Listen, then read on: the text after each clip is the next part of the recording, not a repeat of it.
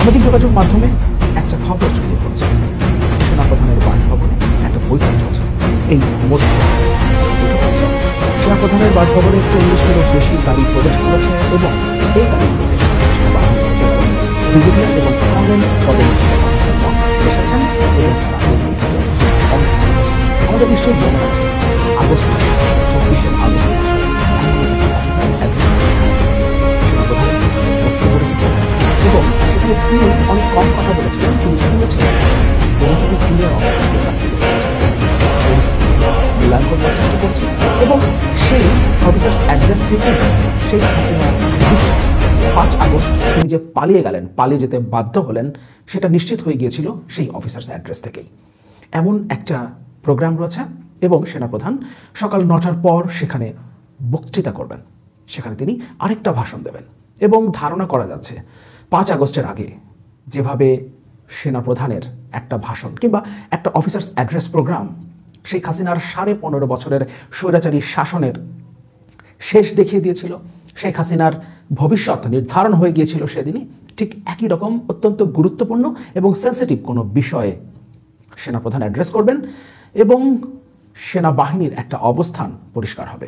দর্শক, আপনারা দেখছেন অনেক গুরুত্বপূর্ণ একটি নিউজ বা আলোচনা। সেটা হচ্ছে গত রাত্রে আপনারা জানেন যে সেনাপ্রধানের বাসভবনে একটি কিন্তু সেনাবাহিনীর মধ্যে সবচাইতে বড় যেগুলা জেনারেল আছে, তারপরে মেজর আছে, লেফটেন্যান্ট কর্নেল আছে, তাদেরকে নিয়ে একটি গোপনে বৈঠক মিটিং হয়েছিল। এই মিটিং এর পরিপ্রেক্ষিতে তারা সিদ্ধান্ত নিয়েছে, যেভাবে সিদ্ধান্ত নিয়েছিল এই অন্তর্বর্তীকালীন সরকারের আগের সরকার অর্থাৎ শেখ হাসিনা সরকারকে সরানোর জন্য যে একটি নতুন পায়তারা হয়েছিল বা সেনাবাহিনীকে কোনো ধরনের কার্যক্রম করতে নিষেধ করে দেওয়া হয়েছিল, সেনাবাহিনী যেমন জনগণের পক্ষে ছিল ঠিক সেমনই একটি ভাষণ দিতে যাচ্ছে আমাদের বর্তমানে সেনাপ্রধান ওয়াকারুজ্জামান।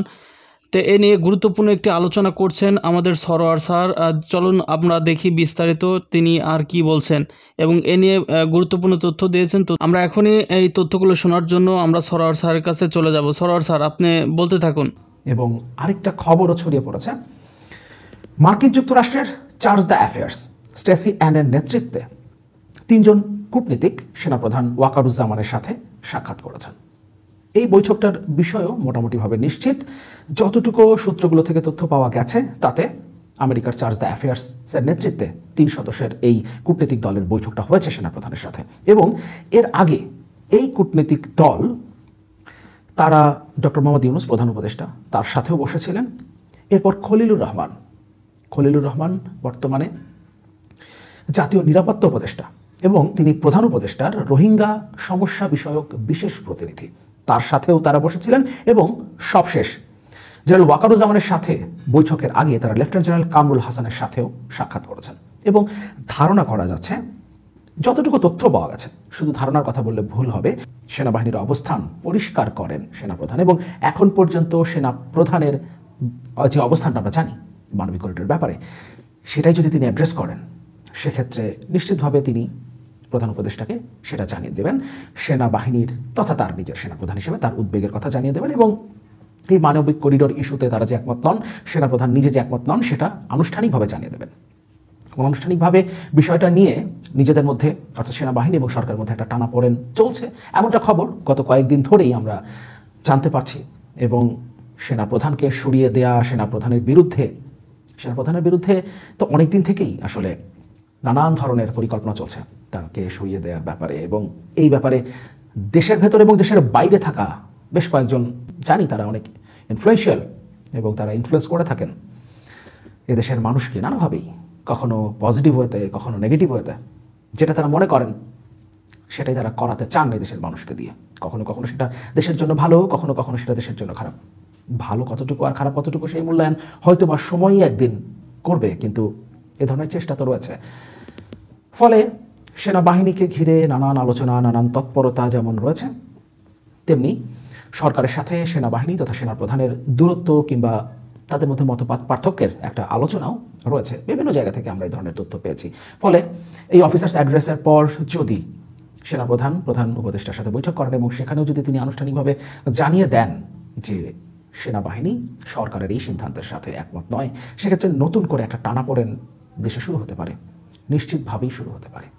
আমরা ঐক্যের কথা বলছি, রাজনৈতিক দলগুলোর মধ্যে যেমন ঐক্যের প্রয়োজন, তেমনি অবশ্যই সরকার এবং সেনাবাহিনীর মধ্যে ঐক্য প্রয়োজন, অত্যন্ত গুরুত্বপূর্ণ।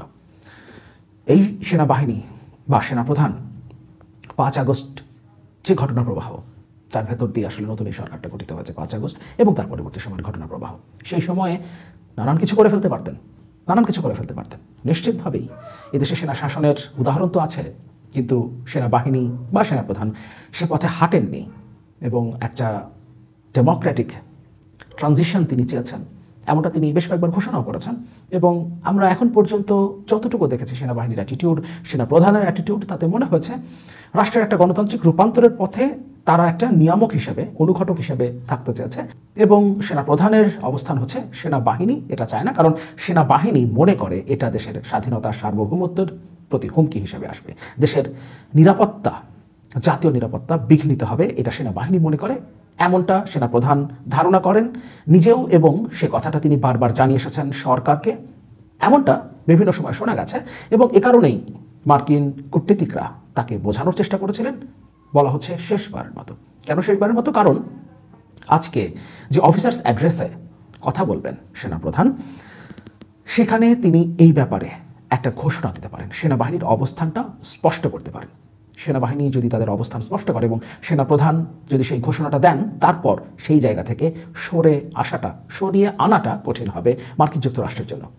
এবং সরকার, অন্তর্বর্তীকালীন সরকার, ডক্টর মোহাম্মদ ইউনূসের নেতৃত্বাধীন অন্তর্বর্তীকালীন সরকার, যেই সরকারে খলিলুর রহমান এখন একটা দায়িত্বে আছেন জাতীয় নিরাপত্তা উপদেষ্টা হিসেবে, তারা যেভাবে নীতিগতভাবে সম্মত হয়েছে এই করিডোরের ব্যাপারে, সেই জায়গাতে হয়তোবা সেনাবাহিনীকে, বিশেষ করে সেনাপ্রধানকে আর আনা যাবে না। তবে এই ব্যাপারে সেনাবাহিনীর মধ্যেও নাকি একাধিক মত রয়েছে। সেনাবাহিনীর কিছু অফিসার তারা এই মানবিক করিডোরের পক্ষে আছেন, হয়তো সরকার যেভাবে চাইছে তারাও ঠিক সে ব্যাপারে একমত।